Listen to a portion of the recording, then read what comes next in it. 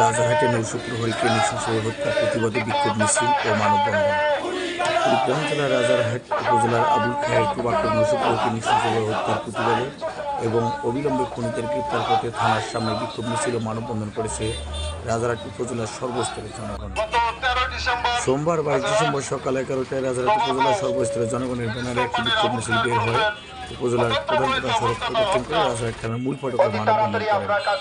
মানববন্ধনে হত্যাকারীদের শিকার তপনচন্দ্র সরকারের স্ত্রী ও ছেলে সহ উপজেলার সকল ধর্মের মানুষ অংশগ্রহণ করে তপনচন্দ্র সরকারের হত্যার প্রতিবাদ করেন।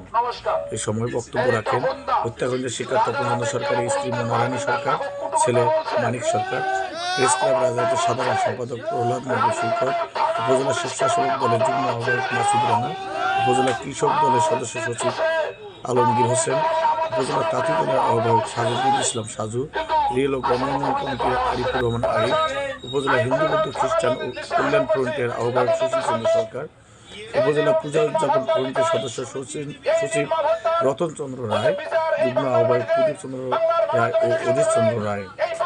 বক্তারা বলেন, 12 দিনে ও অতিবাহিত হলেও পুলিশ মেরিজ সিগারেট কোম্পানির নৌশুক্রহরী তপনচন্দ্র সরকারের হত্যাকারীদের গ্রেপ্তার করতে পারেনি। অথচ আবুল খায়ের কোম্পানির মেরিজ সিগারেট এখনও রাজারহাট অফিসের কার্যক্রম চলমান রয়েছে।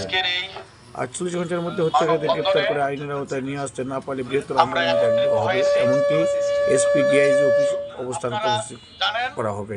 উল্লেখ্য, 13 ডিসেম্বর গভীর রাতে দুর্বৃত্তরা তপন সরকারের মাথায় আঘাত করে হত্যা নিশ্চিত করে অফিসের লকারে রাখা 37,20,000 টাকা নিয়ে সটকে পড়েন। সেই সাথে সিসিটিভি সকল আলামত নষ্ট করেছে দুর্বৃত্তরা। বিষয়টি পুলিশ ও সিআইডি তদন্ত করছে। এ বিষয়ে রাজারহাট থানার অফিসার ইনচার্জ মোহাম্মদ আব্দুল ওয়াদুদ বলেন, পুলিশ তখন হত্যাকারীদের গ্রেপ্তার করতে বিভিন্ন জায়গায় অভিযান অব্যাহত রয়েছে। হত্যাকারীদের গ্রেপ্তার হলে মিডিয়ার সামনে নিয়ে আসা হবে।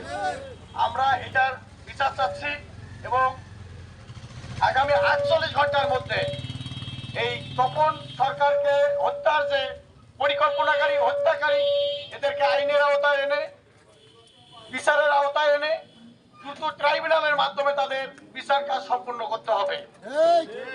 যদি আপনারা এই কাজটা করতে না পারেন, প্রশাসনের দৃষ্টি আকর্ষণ করছে, তাহলে আমরা রাজারহাটবাসী এই তপন সরকারের হত্যা আমরা কিন্তু লুকে দাঁড়াবো।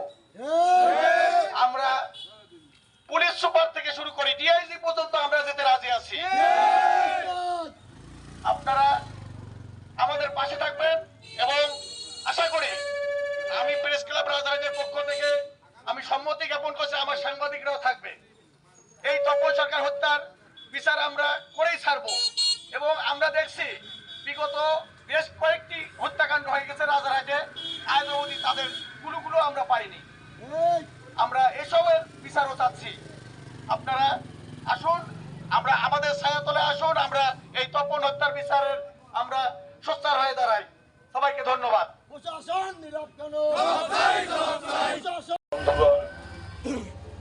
ধর্মবর্ণ নির্বিশেষে আপনাদের সকলকে সালাম এবং আদাব।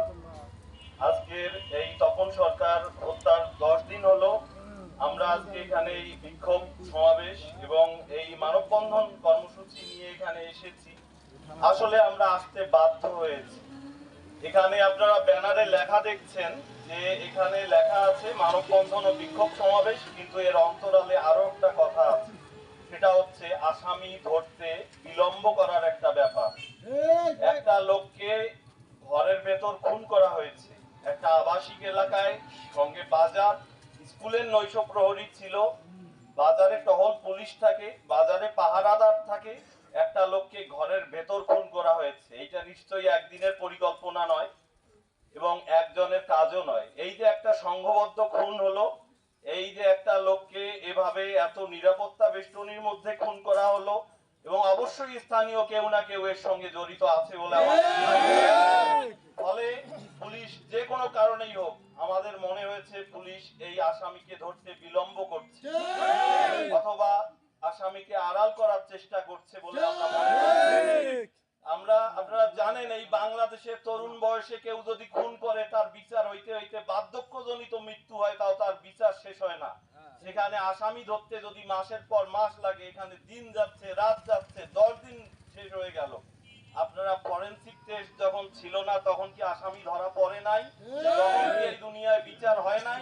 আপনারা যেভাবে হোক আসামি এখানে কিভাবে এসেছে, কাদের যোগ সাজস এসেছে, আপনারা যে প্রক্রিয়ায় হোক, আমরা চাই আগামী 48 ঘন্টার মধ্যে যদি আসামিকে গ্রেফতার করা না হয়, আমরা কিন্তু এই পুলিশ সুপারের কার্যালয়ের সামনে অবস্থান নিতে বাধ্য হব। সংগ্রামী ও সাথী ও বন্ধুগণ, আমার সঙ্গে যারা আছেন, আমার সামনে যারা উপস্থিত আছেন, আপনার বাড়ি গিয়ে তপন সরকারের কথা দয়া করে ভুলে যাবেন না। আপনারা সঙ্গে থাকবেন।